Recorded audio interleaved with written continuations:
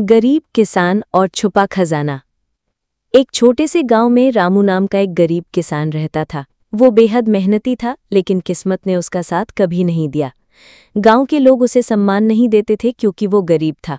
उसके पास खेती के लिए थोड़ी सी जमीन थी, लेकिन खेती से भी उसे उतनी आमदनी नहीं होती थी कि वो अपने परिवार का भरण पोषण अच्छे से कर सके।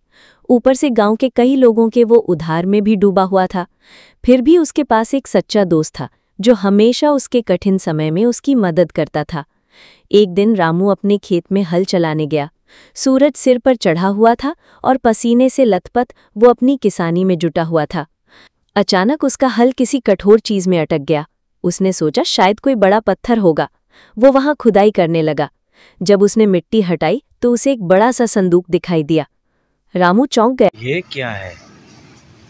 अरे इतना सारा, इसमें क्या होगा, देखते हैं। को निकालने की कोशिश की। वो भारी था, इसलिए बड़ी मुश्किल से उसे घर तक खींच लाया।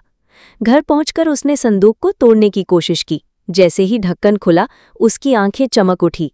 संदूक में सोने चांदी के सिक्कों और जेवरात का ढेर लगा हुआ था। उसकी किस्मत एकदम से बदल गई। उसने सोचा, भगवान ने मुझे सारी मेहनत, पूरी जिंदगी का कमाई दे दिया।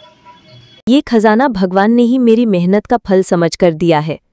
रामू ने सबसे पहले गांव के सभी उधार चुका दिए। जो लोग पहले उसकी गरीबी का मजाक उड़ाते थे, वही लोग अब उसकी तारीफ करने लगे। उसने अपने उस सच्चे दोस्त को भी अमीर बना दिया जिसने कठिन समय में उसका साथ दिया था। दोनों ने मिलकर गांव के लोगों के भले के लिए भी